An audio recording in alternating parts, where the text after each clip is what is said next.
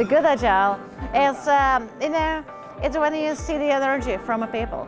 Where you go to the company and you see people who really want something, who are passionate about achieving something, some goals, some practices. They have the energy, they have fun, they love to be at work. So that's the good Agile, right?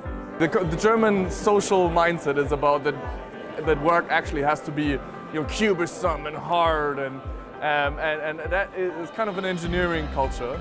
And it's hard for us to appreciate that when we have fun, we actually might work more effective and produce better results. So that's what I strongly believe Agile can bring. The philosophy that we're embodying is something called minimum viable Agile. So we've grown from a team of 6 Scrum teams to now 25, 26.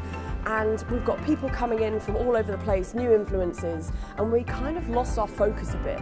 So we've come up with this thing that we're calling minimum viable Agile. What is the absolute minimum that we're willing to accept at Stepstone UK?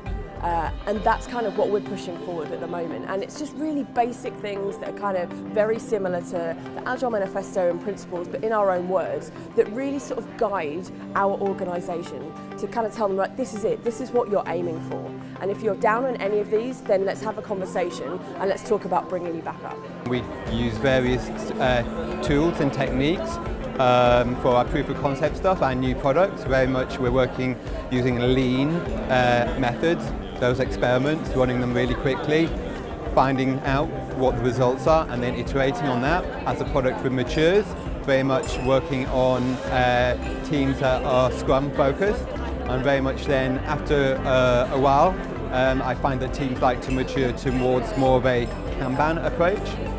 I think the ethos behind the process framework was to try and challenge the way the organization is actually structured to see if they could do something different. Being agile is hard because it's about change, and we're resistant to change.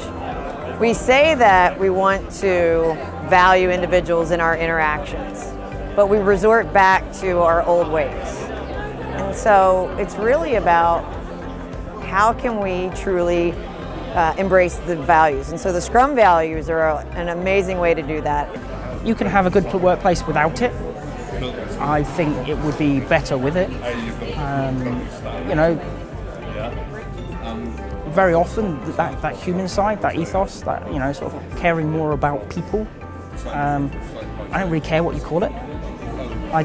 It's what we want to bring into the workplace, is just treating people like people, as not this resource thing. A resource is a chair. It's something that doesn't change, and human beings can. They've got great capacity to. And certainly I and the others in the team take huge pride in our ability to help people with that change. People have they interpret it in different ways. They kind of blame Agile for a lot of mistakes, because what Agile does is not a solution for companies. It actually it highlights when companies do have issues, when companies have bottlenecks, and it really highlights them. We like to fail fast in Agile, and I think this is a way that we can improve and actually inspect ourselves and adapt to the customer's needs. I think I have a strong belief that if we're prepared to embrace change, it makes for happier people. People who are reluctant to embrace change tend to be unhappier. I think humans are pretty bad at accommodating change, and what I like about Agile is it encourages us to be prepared for that.